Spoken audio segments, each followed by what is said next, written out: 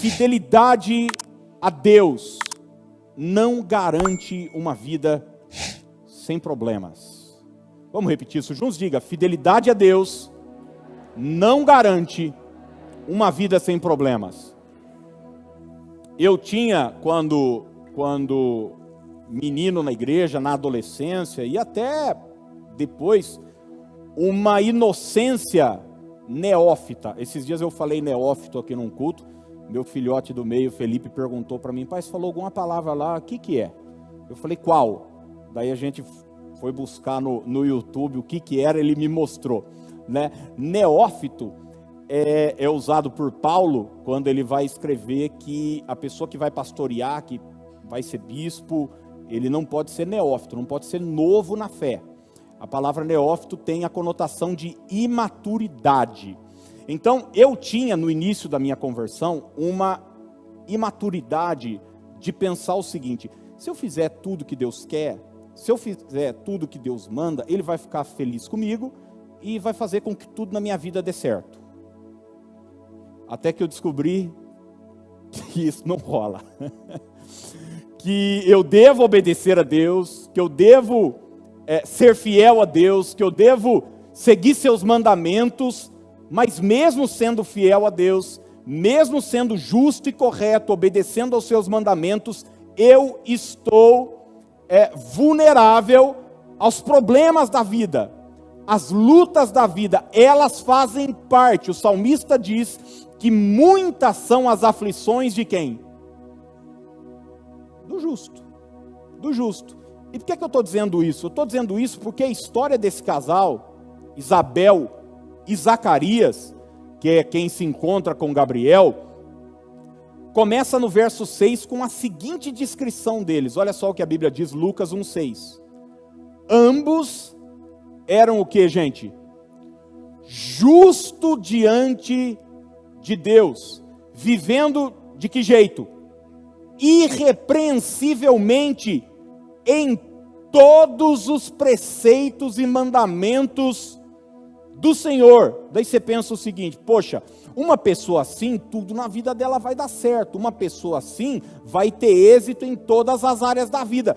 Ela não vai ter problema. O texto continua: e não tinham filhos, porque Isabel era estéril, sendo eles avançados em dias. Então, fidelidade a Deus não é uma garantia, não é um seguro de que tudo vai dar certo na sua vida. Às vezes eu atendo pessoas, converso com pessoas que dizem o seguinte: poxa, pastor, mas eu sou dizimista e estou passando dificuldade financeira.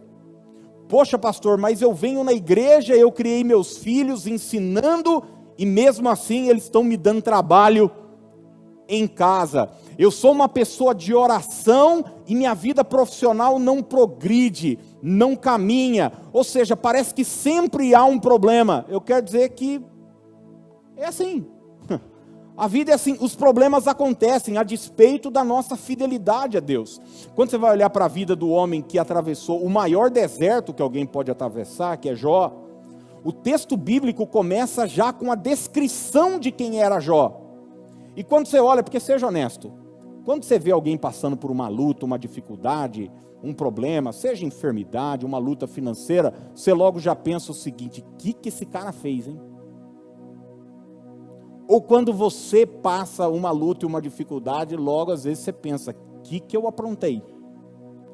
Uma vez eu conversei com uma amiga, ela descobriu que a filha estava com um probleminha de saúde, e ela me disse assim: ai pastor, a primeira coisa que eu fiz foi começar a caçar pecado em mim. Isso que ela saiu pedindo perdão até para quem ela não tinha feito nada. Porque é natural, a gente acha, isso deve ser consequência de alguma coisa errada que eu fiz. Pode ser? Pode. Existem coisas que a gente faz, elas são como sementes que acabam voltando. A Bíblia diz, de Deus a gente não zomba.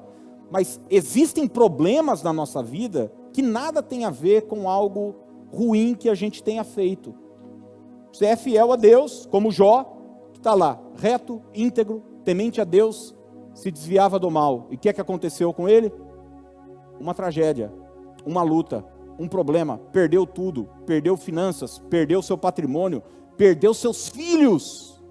Fidelidade a Deus não garante uma vida sem problemas. Ô gente, se você não só souber disso, mas acreditar nisso, você vai ser livre de muitas neuroses. Você sabia disso, não?